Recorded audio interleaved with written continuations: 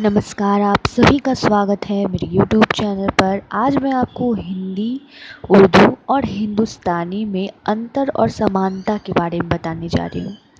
पिछले वीडियो में मैंने आपको संज्ञा और की प्रॉपर नाउन और कॉमन नाउन, इंग्लिश ट्रांसलेशन और हिंदी के व्याकरण दोनों साथ साथ बताया था। आज मैं आपको हिंदी, उर्दू और हिंदुस्तानी में अंतर और समानता क्या होती है इसके बारे में बताऊँगी। हिंदी, ठीक है। हिंदी को जब हम पढ़ते हैं तो क्या लगता है, हमारा भारत की भाषा है ना हिंदी। लेकिन इसके बारे में किताबों में क्या लिखा है ये देख लेते हैं। खड़ी बोली ही हिंदी, उर्दू और हिंदुस्तानी का मूलाधार है। मैंने हिंदी के उद्भव और विकास से लेकर भाषा विज्ञान पे, हिंदी पे बहुत सारे वीडियो बनाए हैं, तो वो आप देख सकते हैं, तो आपको अच्छे से ज्ञात हो जाएगा। लेकिन यहाँ पे जो मैं पढ़ाने जा रही हूँ वो बहुत ही ध्यान से देखिएगा। खड़ी बोली ही हिंदी, उर्दू और हिंदुस्तानी का मूलाधार है। खड़ी बोली से ही हिंदी का विकास हुआ, हिंदुस्तानी का भी विकास हुआ और उर्दू का भी विकास हुआ, ठीक है।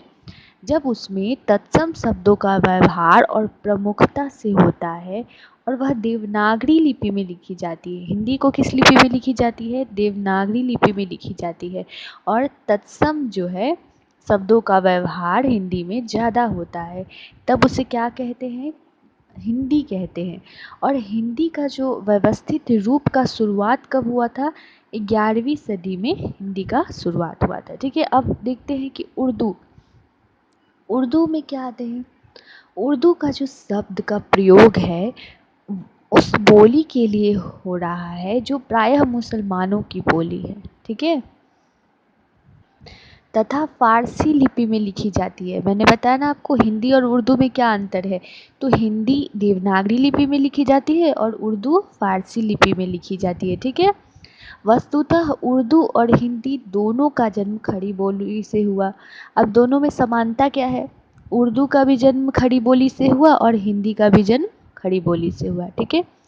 अब देखते हैं कि हिंदी, उर्दू इन दोनों में संज्ञा शब्दों का ही प्रमुख अंतर है। संज्ञा की वीडियो मैंने इसीलिए डाला था ताकि ये वीडियो आपको अच्छे से समझ में आ जाए, तो वो वीडियो ज़रूर देख लीजिएगा। तो क्या हुआ कि हिंदी, उर्दू इन दोनों में संज्ञा शब्दों की ही प्रमुख अंतर है। दोनों में संज्ञा का अंतर आता है, हिंदी में और उर्दू में, ठीक है।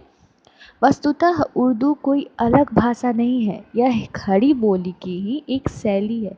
मतलब उर्दू को अलग भाषा नहीं माना जाता है, ये खड़ी बोली का एक अन्य शैली है, ठीक है।